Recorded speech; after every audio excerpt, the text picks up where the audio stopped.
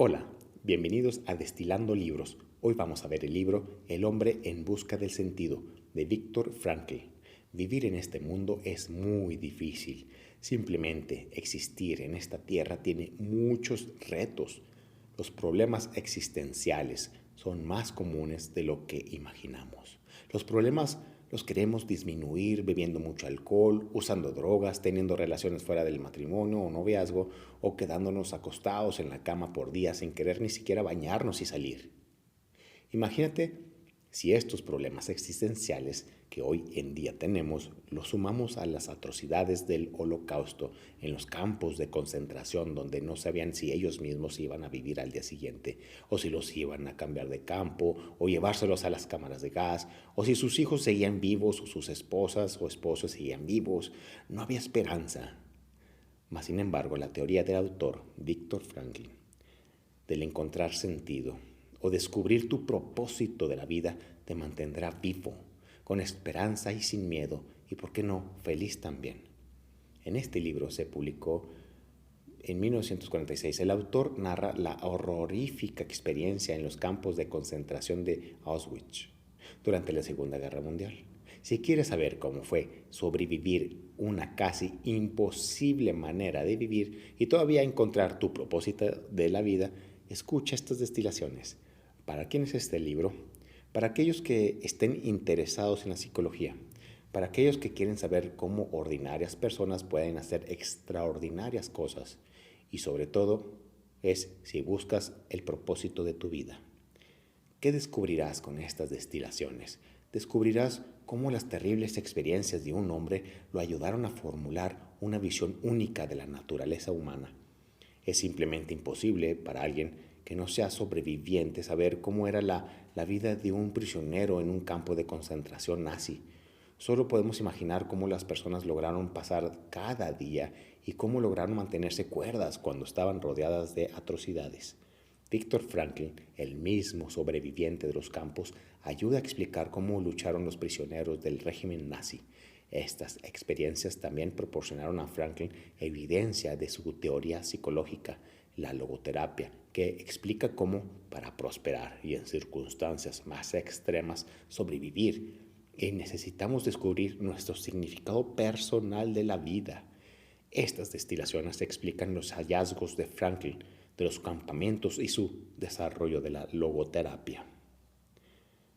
En estas destilaciones descubrirás también cómo encontrar tu significado en la vida, cómo los campos de concentración absorbieron la esperanza de los prisioneros y cómo algunas personas pueden encontrar humor incluso en las peores situaciones. ¿Están listos? Empecemos. Destilado número 1. La primera reacción de los prisioneros ante los campos de concentración fue de sorpresa, primero en forma de esperanza, luego de desesperación. Hoy todos tienen al menos cierta conciencia de los horribles e inhumanos actos que se llevaron a cabo en los campos de concentración en Alemania y Europa del Este bajo el régimen nazi. Del mismo modo, los objetivos de la violencia nazi durante el Holocausto tenían al menos una idea del terrible destino que les esperaba. Debido a esto, uno pensaría que la reacción inicial al ingresar a los campos habría sido de miedo. Sin embargo, las reacciones se dividieron en tres fases distintas.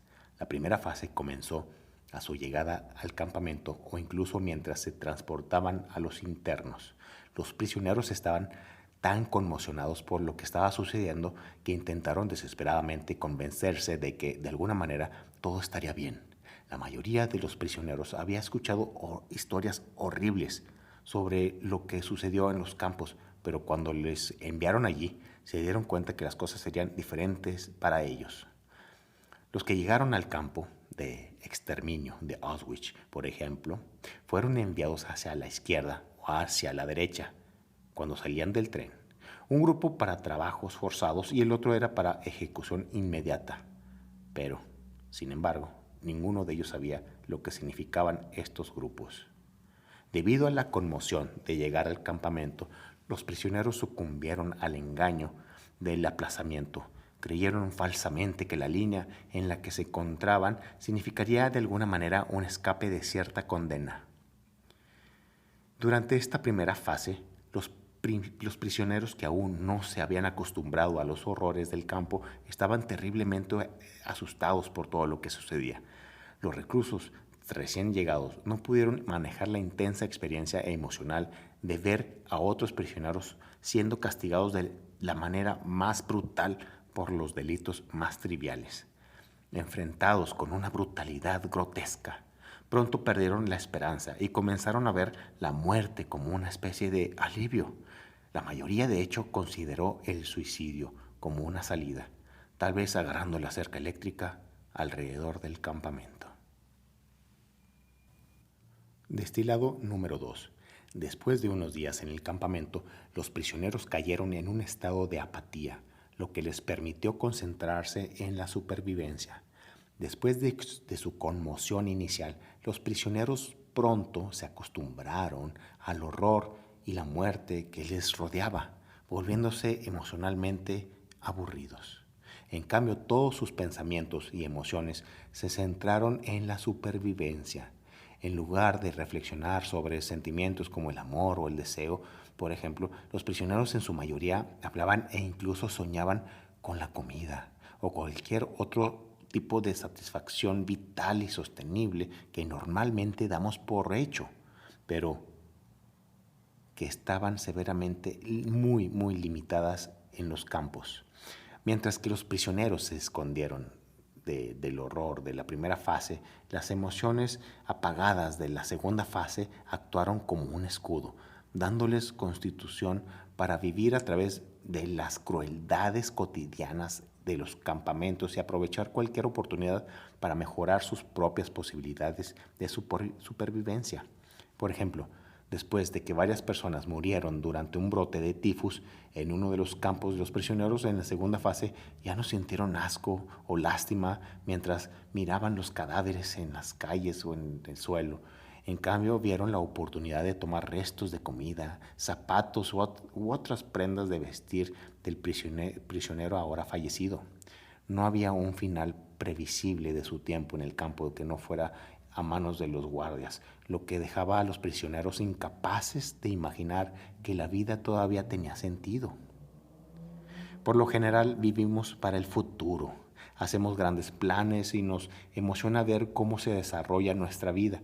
Los prisioneros en los campos, sin embargo, tenían una visión completamente diferente. Para ellos no había emoción para el futuro, ni siquiera había futuro. Nadie sabía cuándo o si terminaría su condena en prisión. La mayoría de los prisioneros pensaba que sus vidas ya habían terminado, simplemente existieron algún día. En el campamento dejaron de vivir y que no había objetivos que alcanzar. Destilado número 3. La vida después de la liberación de los campos a menudo se caracterizó primero por un sentimiento de incredulidad y luego por amargura. Los prisioneros que tuvieron la suerte de sobrevivir a los campos de concentración tuvieron que enfrentar un nuevo desafío tras su liberación. La mayoría había pasado tanto tiempo en los campamentos de vivir una vida normal, se volvió muy difícil. Inmediatamente después de su liberación, los prisioneros no pudieron alcanzar su libertad. Acostumbrados a un estado de apatía emocional, no pudieron cambiar inmediatamente su perspectiva. Al principio los prisioneros no podían experimentar alegría o placer. Habiendo soñado tan a menudo con la liberación, lo que encontraron fue irreal cuando finalmente llegó. Después de ser liberados, muchos prisioneros sintieron que después de toda la brutalidad que se les había infligido, les tocaba a ellos infligir daño a los otros. Después de haber sufrido tan inhumanidad, tenía sentido para ellos buscar algún tipo de compensación, por ejemplo, vengándose de los guardias en los campos. Además, los prisioneros liberados no siempre recibían la cálida bienvenida que imaginaban que recibirían cuando regresaran a la casa. Desafortunadamente, muchos prisioneros llegaron a casa solo para descubrir que su familia había sido asesinada y sus pueblos convertidos en escombros. Pero su amargura no se trataba solo de familiares y amigos perdidos. Esperaban compasión, esperando que se entendiera su sufrimiento, mas sin embargo, Con demasiada frecuencia, las personas con las que hablaron después de la liberación, aquellas que nunca habían visto en un campo de concentración, solo se encogía de hombros y decían que también habían sufrido, por ejemplo, el racionamiento y los bombardeos. Si bien regresar a una vida normal ciertamente no fue fácil para los prisioneros liberados, después de un tiempo la mayoría de ellos lograron disfrutar de sus vidas una vez más y estar felices de haber sobrevivido al Holocausto. Destilado número 4. Los prisioneros se concentraron en sus vidas internas para distraerse de lo que estaba sucediendo en el mundo real. Hasta ahora hemos visto cómo sufrieron los prisioneros dentro del campo, pero ¿cómo fue posible proteger su cordura y sobrevivir a los horrores? En esencia, todo se redujo a donde colocaron su foco de atención. Para algunos, imaginar a sus seres queridos y recordar el pasado hizo posible escapar de la mente del terror y la brutalidad de su entorno. De hecho, aquellos que pudieron encontrar al menos un poco de felicidad en sus recuerdos, a menudo fueron más capaces de sobrevivir que otros. En la brutal realidad de los campamentos no tenían alivio, ya que se veían obligados a realizar trabajos forzados en el frío, teniendo solo algunos trapos en la espalda. El amor, sin embargo, podría traerles satisfacción. Una buena conversación con los seres queridos, aunque solo fuera en su imaginación, era algo que los guardias del campamento no podían quitarles. Incluso los fragmentos de memoria más pequeños fueron capaces de brindar alivio, cosas mundanas como encender las luces de sus propias habitaciones en la casa. Algunos de los prisioneros encontraron consuelo sumergiéndose en la naturaleza y el humor. Una idílica puesta de sol o un lindo pájaro podrían ofrecer a los reclusos un fragmento de felicidad, incluso si solo fue fugaz. Los prisioneros organizaron pequeñas reuniones durante el almuerzo de media hora, durante el cual trataron de distraerse de su realidad, por ejemplo, con canciones u otras pequeñas actuaciones. Incluso hubo momentos raros en que los prisioneros encontraron su sentido del humor. Este humor a menudo implicaba imaginar el futuro, después de su libertad, y bromear sobre cómo eran sus rutinas en el campamento y podría afectar sus situaciones posteriores. Destilado número 5. La mayoría de los prisioneros aceptaron su destino, pero algunos trataron de tomar decisiones siempre que pudieron.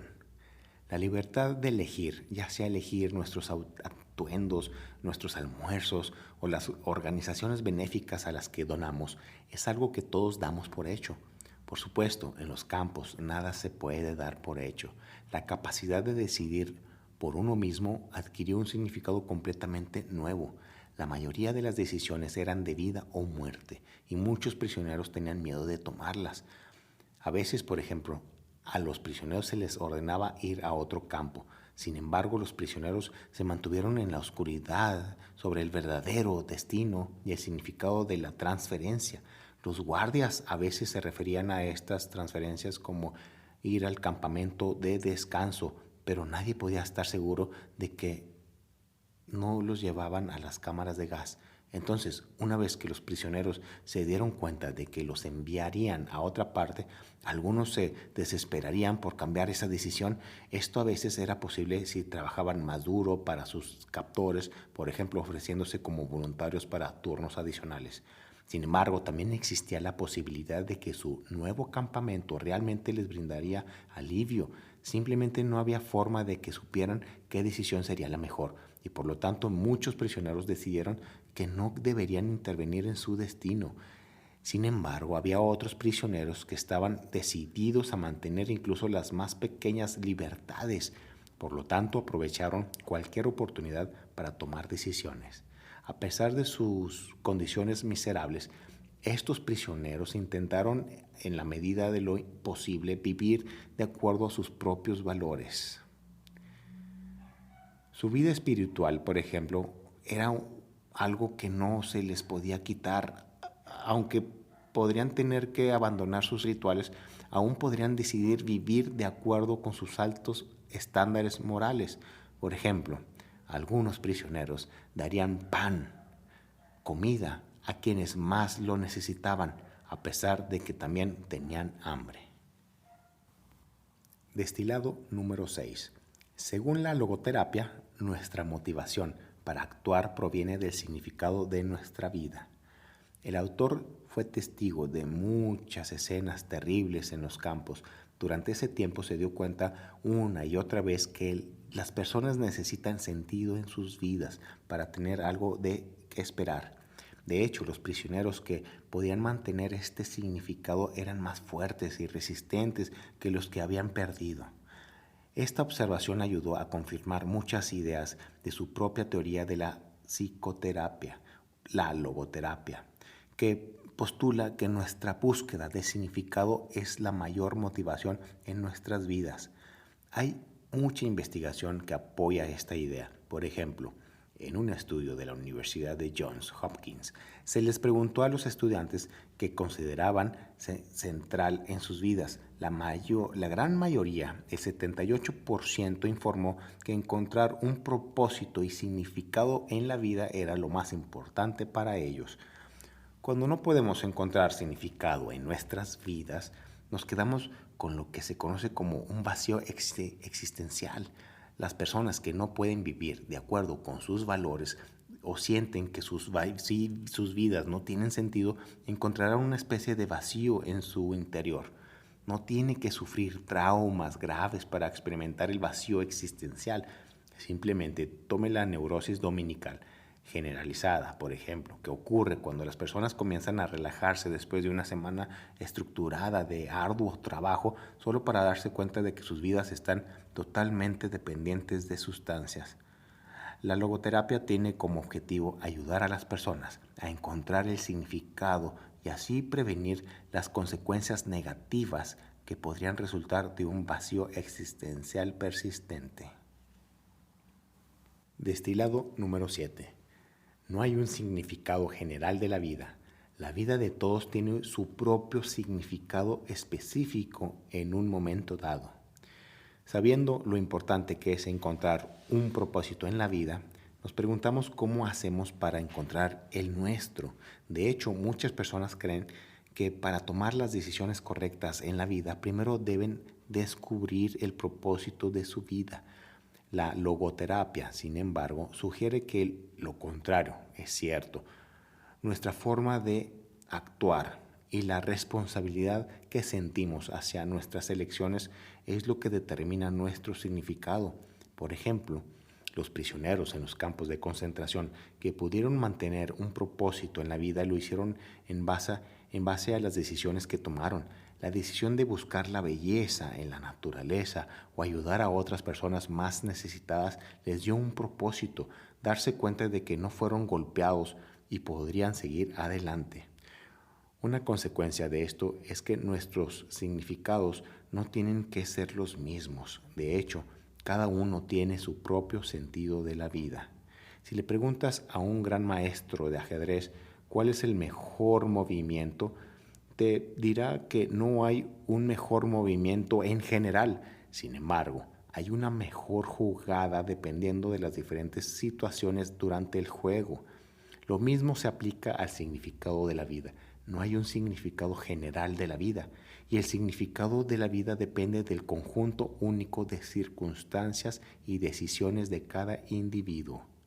La logoterapia tiene como objetivo ayudar a las personas a comprender la posibilidad de que sus vidas pueden tener sentido y que todos tengan que descubrir el propósito de su vida de acuerdo con sus propias decisiones. El significado de la vida no tiene restricciones.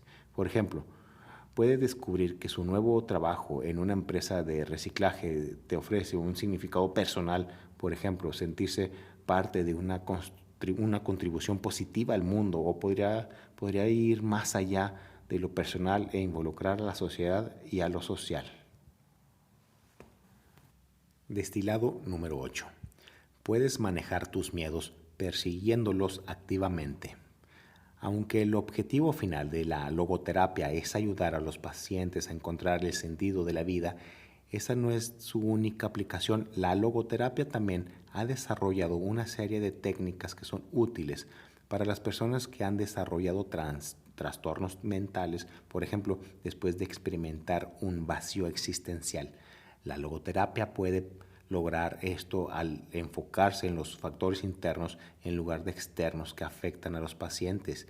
En la psicoterapia normal, el paciente es analizado y sus miedos neuróticos explicados por su entorno y otros eventos y circunstancias externas. Por el contrario, la logoterapia supone que las personas pueden tomar decisiones y definir el propósito de su vida independientemente de su entorno. Esta comprensión básica es necesaria para ayudar a las personas a darse cuenta de que realmente controlan sus miedos y ansiedades para lograr resultados a largo plazo. Pero ¿cómo? ¿Cómo lo hacemos? La logoterapia hace uso de este extraño fenómeno. Cuando tememos que algo suceda, a menudo sucede, pero cuando tratamos de forzar algo, nunca sucede. Imagina que tienes un amigo nervioso que teme mortalmente sonrojarse frente a otras personas. Como siempre está pensando en eso, inmediatamente comienza a sonrojarse cada vez que está en una multitud. En esta situación, la logoterapia utiliza algo llamado intención paradójica, en la que se le pide al paciente que haga exactamente lo que teme. Sí, tienes que hacer lo que temes. Tu amigo nervioso, por ejemplo, podría comenzar a sonrojarse lo más posible siempre que esté cerca de otras personas.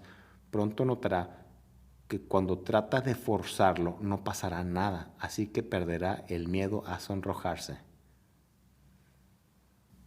Conclusión. En esta era moderna, también nuestro éxito y también nuestra supervivencia depende de nuestro significado en la vida y nuestro propósito en la vida. Esto no tiene que ser muy grande. Puede ser, como dice el autor, cuando alguien tenía hambre, pero tú tenías pan, lo repartía, porque ahí salen sus valores. Otra cosa es de que el autor se imaginaba hablando con su esposa y eso le daba alegría y esperanza. Y también el autor se imaginaba que saliendo de los campos de concentración iba a estar sobre un foro informando acerca de las atrocidades y cómo él sobrevivió y cómo él tiene esta nueva técnica de la logoterapia y puede ayudar a los demás, y empezó a ayudar a los demás como doctor. Entonces él lo pudo lograr. Después de sobrevivir esos campos, él se subió a un foro y lo pudo hacer. Si tú tienes alguna meta, hazla, aunque sea una cosita por día. Si es domingo, también, sábado, sí, también. Si es leer un capítulo, lee un capítulo todos los días de un libro, un párrafo por lo menos, de algo que tengas que hacer y todo eso. Eso te va a seguir, como dicen, estar en cuerda. Bueno, pues muchas gracias por escucharme. Esta fue las destilaciones del autor Viktor Frankl y es muy buen libro, lo recomiendo, aunque ya es bastante viejo este libro, pero muchos de los psicólogos de nuestra época se refieren a este libro porque es verdaderamente un espectáculo leerlo o escucharlo. Muchas gracias y nos vemos a la próxima.